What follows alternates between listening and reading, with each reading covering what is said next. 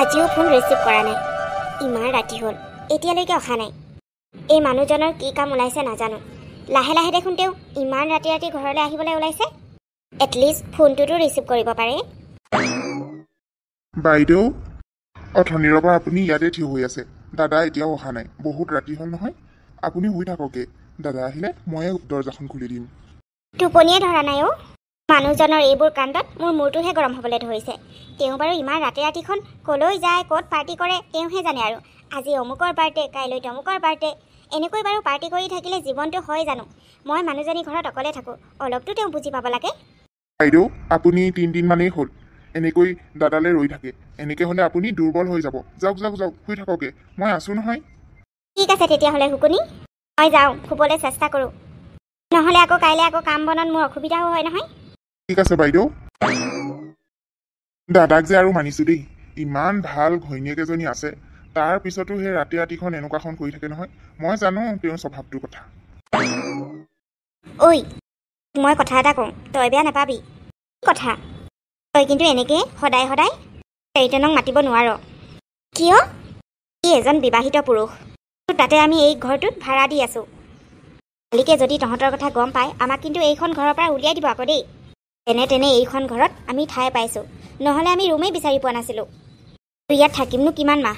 সেইকাৰণে তই এইবোৰ কৰি সময় নষ্ট নকৰি ভালকৈ যিটো কাৰণে আহিছোঁ সেইটো কাম শিকি গুচি যাওঁগৈ। এইবোৰ কৰিলে পাছত নিজে ফচিবি।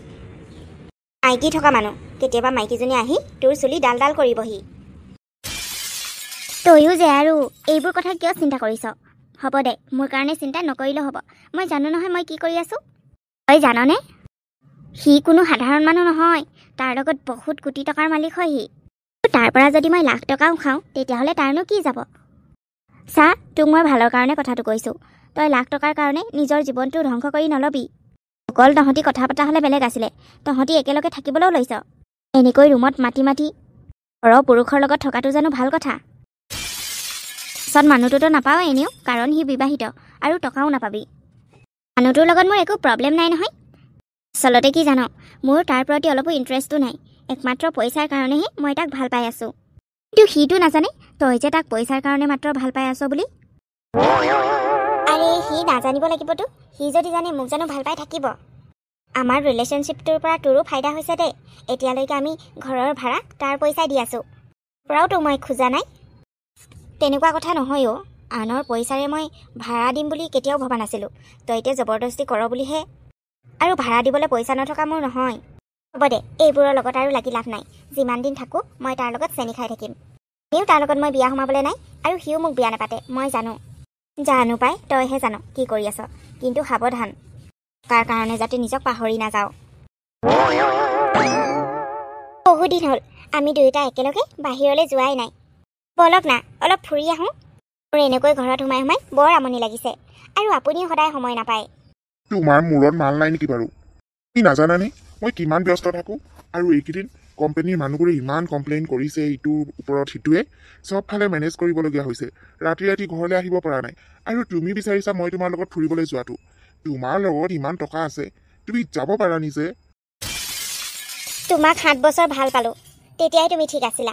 আৰু বিয়া পাতাৰ পাছতেই তুমি সলনি হৈ গ'লা। বিয়াৰ আগত কিমান যে ফুৰাবলৈ নিয়া, মই নাযাওঁ বুলি ক'লেও তুমি জবৰদস্তি লৈ যোৱা। 7 বছৰত কত কিমান স্মৃতি। ভাবিছিলোঁ বিয়াৰ আগতে মানুহজন ইমান ভাল, বিয়াৰ পাছত চাগে আৰু মৰম কৰিব বুলি। কিন্তু তাৰ সম্পূৰ্ণ ওলোটা হ'ল। তুমি দেখোন মোৰ প্ৰতি মৰম দেখুৱাবলৈকে এৰি দিলা। মৰমটো দূৰৰে কথা, আজিকালিতো ৰাতি দেৰি দেৰিকৈও আহা। মই ভাত খালোঁ নে নাই, মই কি কৰি থাকিলোঁ সেইবোৰো নুসুধা। প্ৰথম এবছৰ এটলিষ্ট তুমি সুধিছিলা, কিন্তু এতিয়া সেইটো নাই। নাজানো তুমি ইমান ঘপককৈ কেনেকৈ চেঞ্জ হ'ব পাৰিলা। চোৱা, তোমাক টকা পইচা যি লাগে মই দিছোঁ। কিবা এটা অভাৱ দিছোঁ জানো? হা, মোৰ অলপ টাইম মিলাব পৰা নাই, সেইটো বেলেগ কথা। তুমি যোৱাচোন। তোমাৰ যদি অকলে ভাল নালাগে শুকুনিক লৈ যোৱা না। সি বস্তুবোৰ ধৰি দিব নহয় বজাৰ চজাৰ কৰিলে মানে। আমাৰ সহায়ৰ কাৰণে শুকুনিক ঘৰখনত কাম কৰা মানুহ হিচাপে ৰাখিছোঁ, গতিকে লৈ যাব লাগে। শুকুনিৰ লগত যদি যাবলৈ থাকিলেহেঁতেন আপোনাক মই নকলোহেঁতেন। শুকুনিৰ লগত মই গৈয়ে থাকোঁ, চব্জি বজাৰ কৰিবলৈ ইফালে সিফালে গৈয়ে থাকোঁ। আপোনাৰ লগত অলপমান ওলাই যাম বুলিহে ভাবিছিলোঁ। হ'ব দিয়ক, নাযায় যদি নালাগে। এনেও ঘৰখনত সোমাই থকা অভ্যাস মোৰ আছে। আপোনাৰ লগত বিয়া হোৱাতকৈ আপোনাক ভাল পাই থকা হ'লে ঠিক আছিল। বিয়া হ'বই নালাগিছিল আচলতে। চোৱা তোমাৰ এইবোৰ আজে বাজে কথা শুনি মোৰ সময় নষ্ট কৰিবলৈ অলপো মন নাই।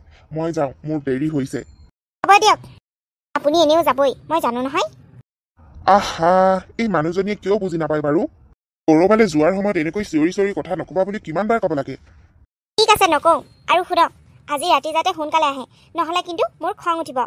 আপোনাক সহ্য কৰি কৰি বেছি চলহে পাইছে আপুনি। হ'ব দিয়া, মই এতিয়া গৈ থাকো। শুকুনি, ঐ শুকুনি। দাদা। ঐ, বৌৰৰ মূৰটো অলপ গৰম হৈছে। আজিকালিহে অকল এই চিঞৰি থাকিবলৈ বিচাৰে মোৰ ওপৰত। কি যে কথা কয় দাদা, নিচিঞৰিবনো কিয়? আপুনি জানো নিচিঞৰিবলৈ চান্সকণ দিছে হে? মই দেখিছো নহয় মানুহজনী, আপোনালৈ কেনেকৈ ৰাতি ৰাতি সেই বাট চাই থাকে, তথাপিও আপুনি জানো আহে? সেইদিনাখন 3টা বজাত আহিছে, কালি 2টা বজাত আহিছে।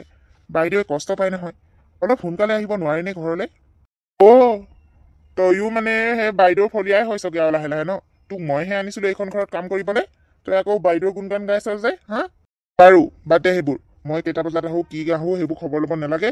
তই সেই বাইদেউৰ মূৰত ফ্ৰিজৰ পৰা সেই বৰফ অলপ লৈ ঢালি দে গৈ যা। মূৰটো গৰম হৈছে তাইৰ, চিঞৰি থাকে মোৰ ওপৰত। মই যাওঁ। আৰু শুন, তাইহে অলপ বজাৰ কৰিবলৈ যাব পাৰে, গৈ দিবি, বস্তু চস্তুবোৰ ধৰি দিবি। এইবোৰ মাইকী মানুহক বজাৰ কৰিবলৈ সেই 2-3টা মানুহ লাগে নহয়। আমাৰ মতা মানুহবোৰকহে অকলে গ'লেও হয়, ইহঁতক আকৌ হেৰি লাগে, লগত মানুহ লাগে। মোৰ সময় নাই এইবোৰ বজাৰ চজাৰ কৰি থাকিবলৈ। তই গৈ দিবিচোন, গৈ দিবি। হ'ব দিয়ক, ঠিক আছে, মই এতিয়া যাওঁ। মাইকী সুখী কৰিব নোৱাৰিলে মানুহে বিয়া পাতিবই নালাগে। টকা পইচা কোটি টকীয়া মানুহ হলে কি হব, ঘৈণীয়েকলৈ যদি সময়ো অলপ নাই। ৰুণজুন, তোমাক আৰু কিমান এনেকৈ লুকাই লুকাই মই লগ কৰি থাকিম, সেইকাৰণে ভাবিছো বিয়াখন পাতি লওঁ নেকি। বিয়া? এইবোৰ তুমি কি কৰিছা? বিয়া কেনেকৈ পাতিব পাৰো? তোমাৰ দেখোন প্ৰথম পত্নী তোমাৰ লগতেই আছে। নাই নাই, মই তোমাৰ লগত এতিয়া বিয়া হ'ব নোৱাৰো দেই। তোমাৰ পত্নী থকাৰ পাছত মই কেনেকৈ বিয়া হ'ম? কিয় নোৱাৰিবা আকৌ? মোৰ পত্নীৰ লগত কি কথা? ইমান ডাঙৰ মোৰ বাংলা আছে, তাত মোৰ 2জনী পত্নী থাকিবলৈ জেগা নহব নেকি? তুমিও তাত ভালকৈ থাকিব পাৰিবা। অকল খাবলৈ পালে শুবলৈ পালে নহ'ব নহয়। তোমাৰ পত্নীৰ লগত মই কাজিয়া কৰি কৰি গোটেই জীৱন কটাবলৈ নাই দেই। চোৱা, মই তোমাৰ লগত এনেকৈয়ে সুখী আছো। এনেকৈ আকৌ মোৰ মিলাবলৈ দিগদাৰ হয় নহয়। এতিয়ালৈকে তাই নাজানে, আৰু লাহে লাহে যদি তাই গম পায় তেতিয়াতো সকলোবোৰ সঁচা কথা কবই লাগিব। ঠিক আছে তেতিয়াহ'লে। এনেও তুমি তোমাৰ পত্নীক ভাল নোপোৱা, তুমি মোকহে ভাল পাওঁ বুলি কৈছিলা। তেতিয়াহ'লে তোমাৰ পত্নীক ডিভোৰ্চ দি নিদিয়া কিয়? যদি তুমি ডিভোৰ্চ দিব পাৰা, তেতিয়াহ'লে মই তোমাৰ লগত বিয়া হ'ম। ডিভোৰ্চ? আমাৰ বিয়া হোৱাৰ 2 বছৰ হৈছেহে। তাইক মই 7 বছৰ ভাল পাই বিয়া পাতিছো, আৰু এতিয়া 2 বছৰ নহওঁতে মই যদি তাইক ডিভোৰ্চ দিওঁ তেতিয়াহ'লে তাই দুখ পাব। তাৰমানে এতিয়াও তোমাৰ মৰম তাইৰ প্ৰতি আছেই, সেইকাৰণে তুমি তাই দুখ পোৱা নোপোৱা কথাবোৰ ভাবি আছা। এইটো কথা নহয় তাইক মই ভাল নাপাব পাৰো এতিয়া, কিন্তু তাইৰ প্ৰতি মোৰ দায়িত্ব, সেইবোৰ মই কৰ্তব্য পালন কৰিবই লাগিব। বাৰু, এইবোৰ পাছতো হৈ থাকিব। তোমাৰ যেতিয়া সুবিধা হয় তেতিয়া আমি বিয়াখন পাতি ল'ম বাৰু। শুনা না, কি কোৱা? আমাৰ সেইফালে মাটি এডোখৰ ওলাইছে, মানে বিক্ৰী কৰিব। বহুত ভাল জেগাত আছে। তাত পাছত তুমি ফেক্টৰী খুলো ক'লেও পাৰিবা। তাতে কি হ'ল? তাকেই কিনি লোৱা বুলি কৈছো আকৌ। তোমাৰ নামতো ইমান ডাঙৰ কোম্পানী আছে, ডাঙৰ ডাঙৰ ফেক্টৰীও আছে। গতিকে আমাৰ সেইফালেও তুমি ফেক্টৰী এটা খুলি লোৱা, পাছত আমাৰ কাৰণেই সুবিধা হ'ব। এতিয়া তোমাক সকলোৱে চিনিও পাব। তুমি কথাটো ঠিকেই কৈছা দেই, কিন্তু এতিয়াতো মোক ফেক্টৰীৰ প্ৰয়োজন নাই। এইকেইটা চলাওঁতে মোৰতো গৰম হৈ গৈছে। আৰে বাবা, তুমি অকলে কিয় চলাব লাগে? মই আছো নহয় তোমাৰ লগত, মই সহায় কৰিম দিয়া। নাই ৰুণজুন, এইবোৰ এতিয়া কিনিব নোৱাৰো। মোৰেই পাছত মিলাবলৈ দিগদাৰ হ'ব।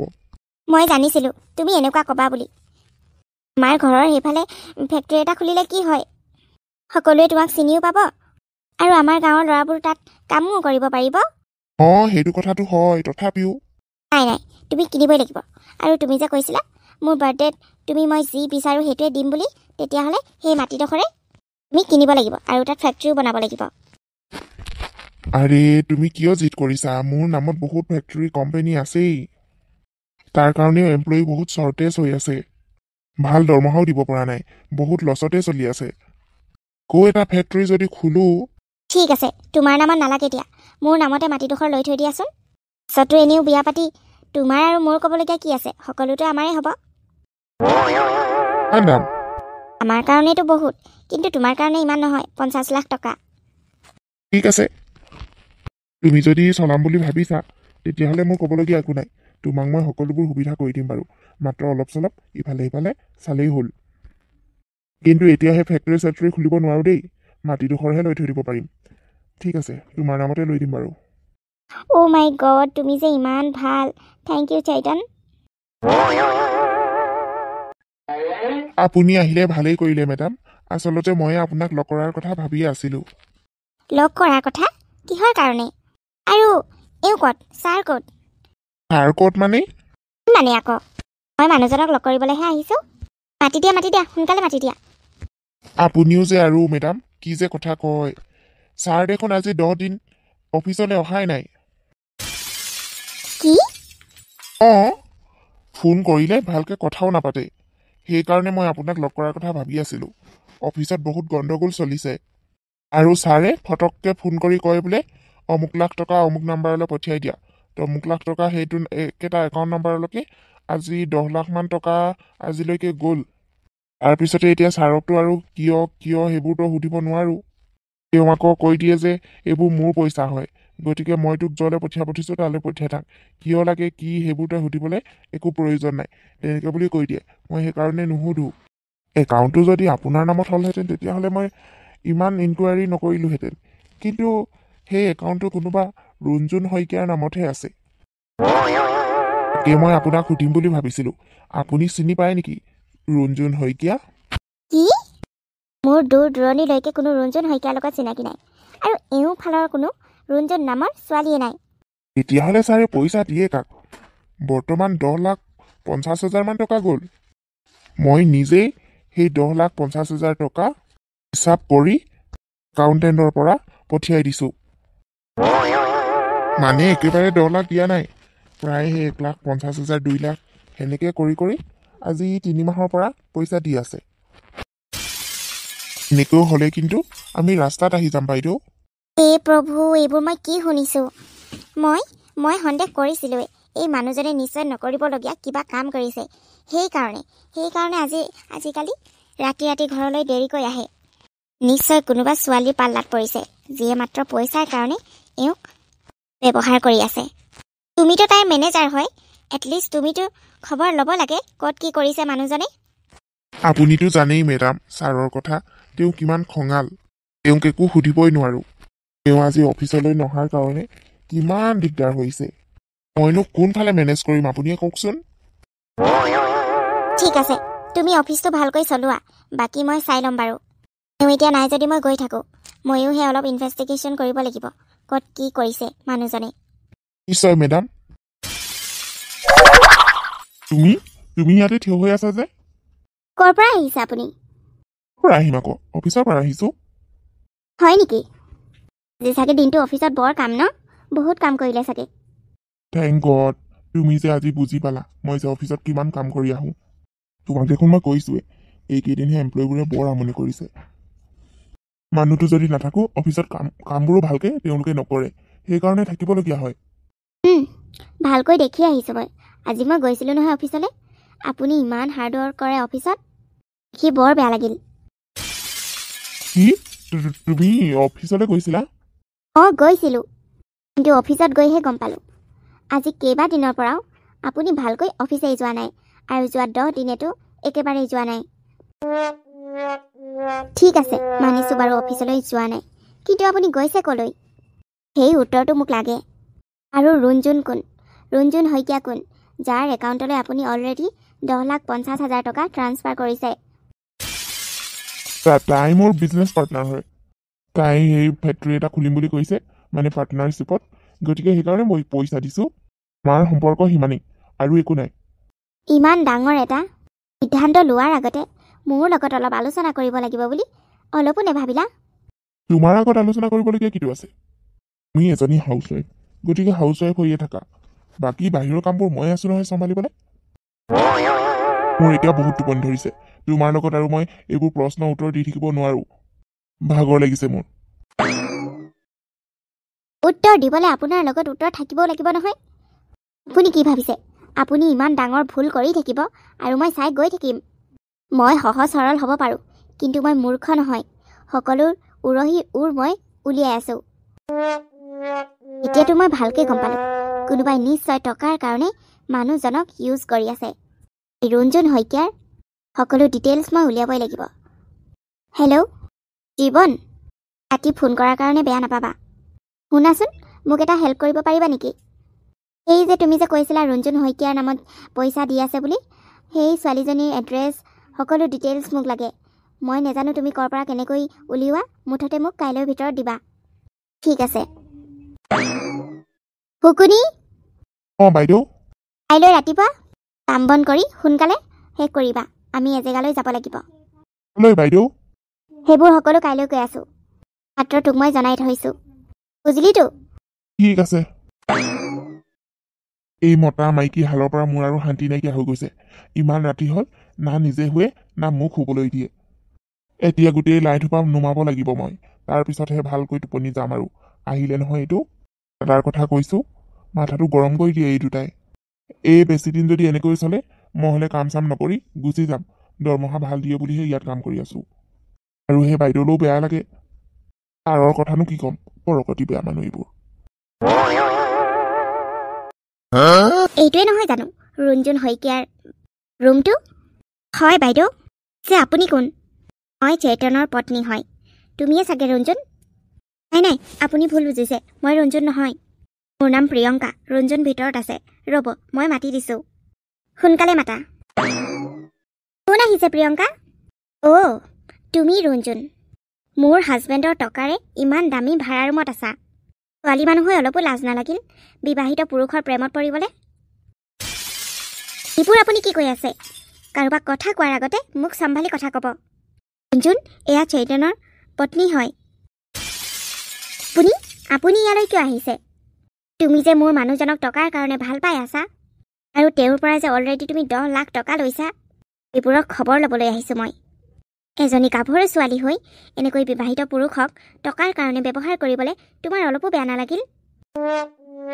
চাওক বাইদেউ, চৈতন মোৰ জীৱনলৈ নিজে আহিছে। মই তেওঁক জবৰদস্তি কৰা নাই। আৰু নিজে আহিছে বুলি গম পায়ো তুমি কোৱালি ল'লা। মই তেওঁৰ পৰা কোনো পইচা বিচৰা নাছিলোঁ। তেওঁ মোক নিজেই দিছে সেইবোৰ পইচা। ঠিক আছে, যি হ'ল সেইবোৰ বাদ দিলোঁ। এতিয়া মাত্ৰ মোৰ স্বামীৰ জীৱনৰ পৰা আঁতৰি যোৱা, সিমানেই বিচাৰোঁ। নহ'লে কিন্তু তোমাৰ জীৱন বৰবাদ কৰি দিম মই। অ' আপুনি মোক দম দি ভয় খুৱাব আহিছে? আপুনি মোৰ জীৱন বৰবাদ কৰিব আৰু মই চাই থাকিম? এতিয়াই আপোনাৰ হাজবেণ্ডলৈ ফোন কৰিছোঁ, ৰ'ব। সঁচাকৈ গমেই নাপায় আপুনি যে ইয়ালৈ আহিছে বুলি?